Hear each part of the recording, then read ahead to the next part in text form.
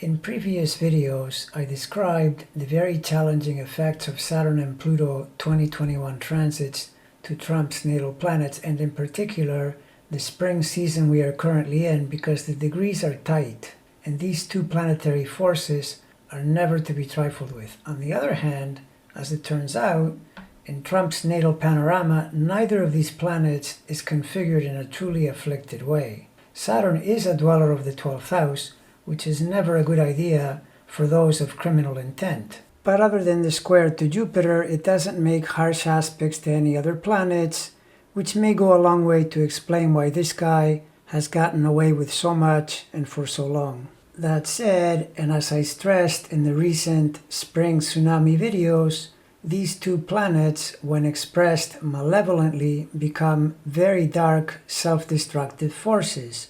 And although harder birth aspects would surely make the situation worse, they are still going to be huge contributors to the troubles he is going to find himself in, particularly because in the current transit cycles, they are both active at the same time and toward each other, and also because they both relate to the power of governmental forces seeking to make you pay for your sins.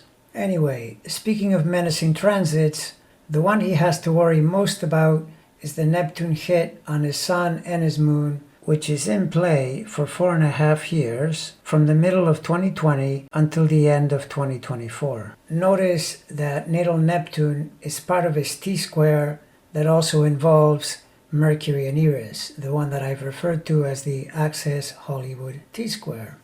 The Mercury part is why he is such a con man, and why he is a whole lot more stupid than he says and believes. The Eris part relates at least in part to the sexual misadventures that sooner or later are going to catch up with him, as well as the constant media chaos and really literally life chaos he constantly lives in and would like to inflict upon the rest of us. Furthermore, being in Libra means Venus in the 12th rules it.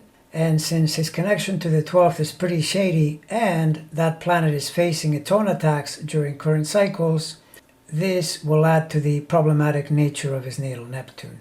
And really, the main thing about his natal Neptune is that in the final analysis, you start by classifying it as potentially afflicted, depending of course on what you're doing with your life. But knowing what this guy is known to have done, Neptune is always going to be a problem when it transits. And by the way, this is not a new effect. Back in the mid-1990s, when it was transiting opposite his Saturn-Venus conjunction, correlates with some of Diaper Dawn's darkest years. Now it is squaring his Moon and Sun from the dangerous 8th house, bringing in a slew of potential calamities in the field of finance, covering tax and debt on all levels. The kind of natal Neptune this guy has, and given the sleazy activities he's known to have engaged in, a big transit like this can literally ruin him. And of course, we must remember a key meaning of a low end Neptune is the matter of lying, conning, and deception, which means now that it is traveling through a difficult house and making difficult planetary aspects to the Sun and the Moon, the chickens of payback for all those lies are coming home to roost. And as to being ruined, well, that's one thing, and certainly for Dawn the Con, it would be an almost unbearable catastrophe. But the deeper dangers of the 8th house are quite another. This house is the last place you want trouble from. Not only is it connected to dangerous disease, it also rules literal death. Enough said. Look for my monthly updates showing the periods when this transit is going to get triggered.